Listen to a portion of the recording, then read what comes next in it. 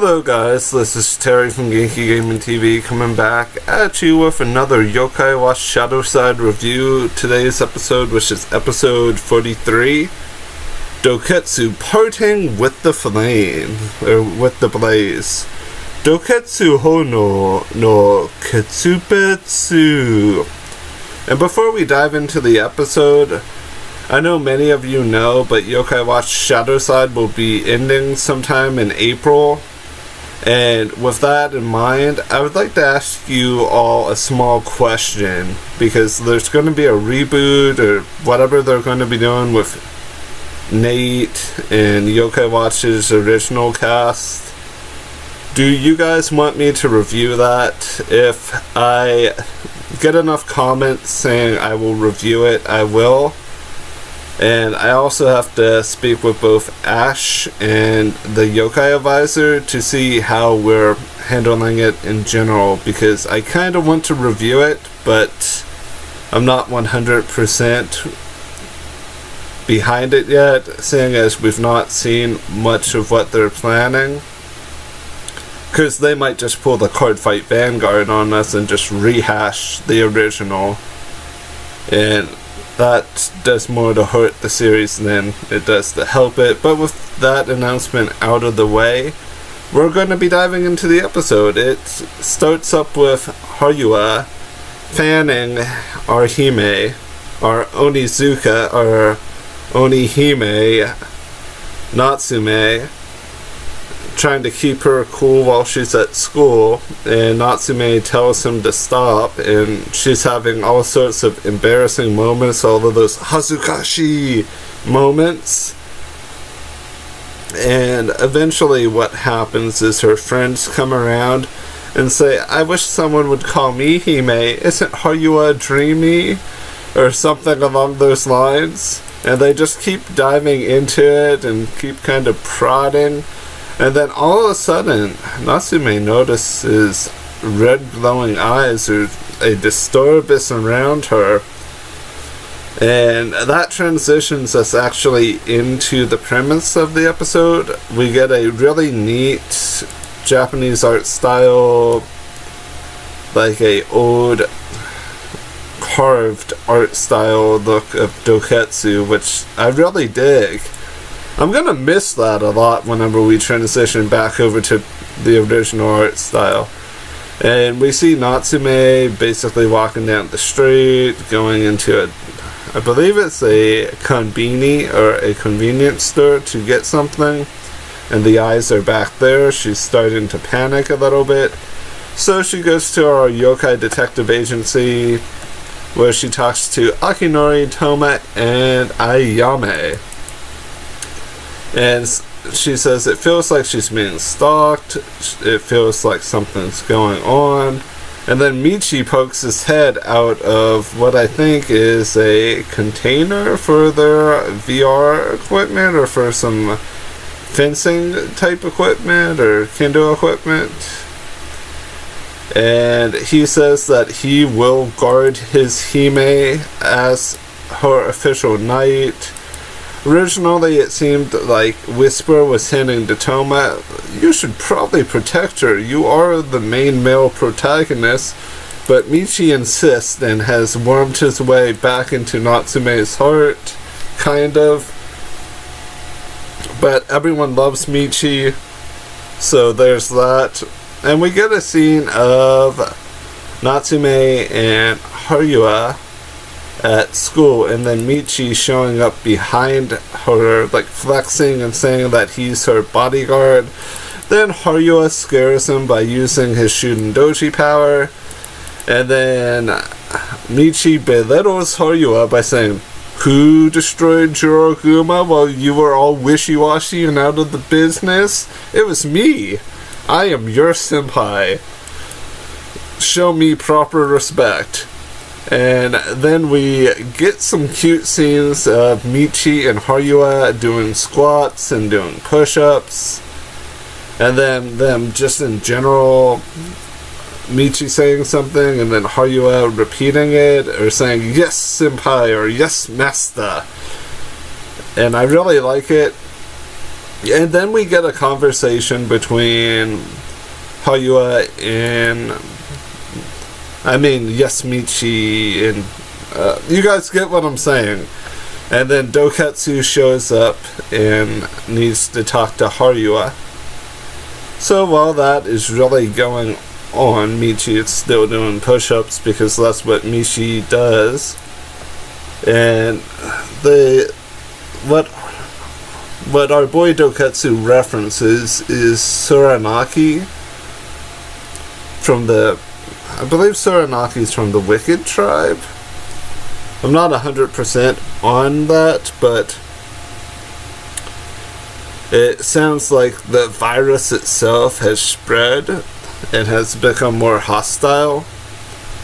That was what the shadowy cube thing that Ash was talking about during the last Yokai, or last Shadowcast, because it was referenced in episode 14 as well, so there's that. And as the references go on to that thing, we also get funny scenes of Michy choking out a mascot character of a store, like a plastic one, and then Michy and Haruya yelling at a dog saying, "Be afraid of our Hime, stay away from our Hime, she is our Hime." And then they even start to yell at toddlers or kids playing in the sandbox, and Natsume drags them away, and then Natsume says she doesn't need them, and that basically leads to her getting cornered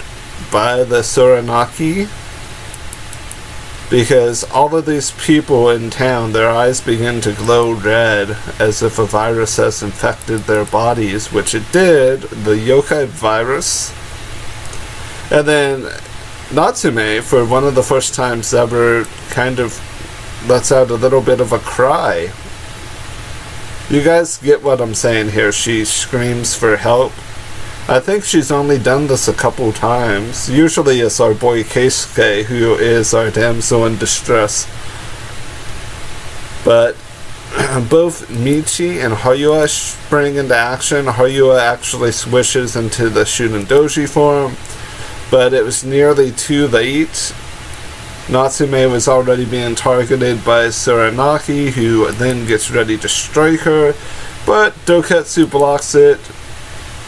But because Douketsu blocked a strike, the shadowy energy from the Suranaki was pumped directly into Douketsu's body, corrupting him, making him not who he used to be. So while Michy protects Natsume, we get a bit of a battle between Shunin-doji and Douketsu. The battle is pretty evenly matched to a certain degree, but Shunin-doji turned the tide of battle by breaking the sky, kind of like how Whitebeard did with his earthquake power in One Piece, where he just kind of shatters part of the sky to go off into the Sakura tree realm, and we get a true standoff between two super strong yokai, where it's a little bit of a back and forth. And I do like how they set up the clash here in the fight, where Shunin-doji is using his fist as weapons with the blue glowing yokai miasma. That's what I'm calling it. It's like yokai energy. And Douketsu using his sword. And the clash is pretty insane. And Suranaki, who's basically embodying Douketsu right now, is basically feeding hate into the whole yokai world right now by putting seeds of doubt into play within Haruya's mind, basically saying the Yomakai are basically, he was inferring that they were nothing to a certain degree. And then it went on to say that Yohime, the Onizuka, like references to a lot of different things. And there's was even some reference to Inma himself in Suranaki's speech within Douketsu's body. And to me, that sows a seed of doubt into myself. Do I trust the Inma clan? I certainly feel like I'm less inclined to do so. But with Shudendoji spiking him to the ground, Shudendoji says, What are you aiming for? Who all is behind this?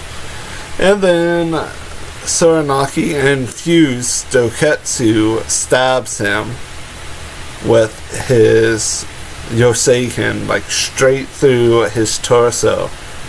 But because Shudendoji is basically a god level Oni, he just pulls the sword out. He's still feeling the pain from it, and had Douketsu not regained control of his body, basically what went on is Douketsu begged for death, being as that would be the only way that they could stop Suranaki from spreading the dark yokai energy, the wicked energy.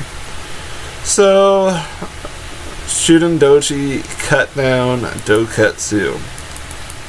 And this was the first time in a long time that I wanted to cry while watching anything anime related. This relates back to when Ace and Whitebeard died in One Piece, where they really played it off well, where they just kind of pulled on the fans' emotions a little bit. I hope I wasn't the only one. It just made me feel sad seeing Douketsu. Basically, one of the... Douketsu on the loyalty scale is Michy tier, because Michy is so loyal to Natsume that the dude throws himself through a gambit each and every episode in order to keep her safe. He even flies off like Team Rocket. And Douketsu basically, to a certain degree, does the same thing for Haruya, and now even for Hime herself. And we get a look of our boy Jao Kaira, and we also get a look at Emma Dayo in Noda-hyun. And I thought Noda-hyun wasn't in the series as of yet, but apparently he's been in a couple episodes. Inma and Noda-hyun are in a desert while Kaira is basically just sitting on his behind in his chamber. And what I get from all of this is I truly do not trust either of the three of them. Something seems off, and I don't know what it is. I know that they're strong yokais and they should probably be trusted to a certain degree. But at the same time, there's a bit of hostility. Especially the way they just have Kaira sitting there. It just kind of throws in a couple seeds of doubt there.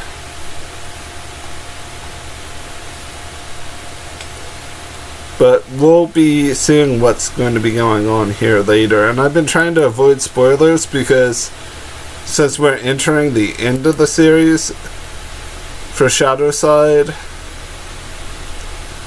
I don't want to be spoiled here at the end, since we're not going to be getting a true Season 3 or an Arc 2. Because our next arc would technically be our second arc, if you want to think about it. Because normally an arc is a huge thing that overcasts multiple seasons. So, yeah, I guess you could say we had the Ayame Hime arc, and now we have the Natsume True Hime arc, or the Wicked Tribe arc is what we're basically in right now, if we want to try to justify everything with the way it's set up. But I want to thank everyone for their support with the series. It means the world to me, your comments, your likes, and like your messages. I know some of you have followed me on Twitter as well. There have talk to me during live streams and other events. I do appreciate you for all of that. And I appreciate you for just viewing this video, and I hope you all have an amazing rest of your week ahead, because this is probably going up on Sunday because my weekend's kind of full. And I do want to apologize for that because I'm a little slow with my other series as well, Yu-Gi-Oh! Reigns. Basically what happened was I got busy in the middle of the week and wasn't able to get caught back up. But that's it for the video. I'll see you in the next one. Bye for now.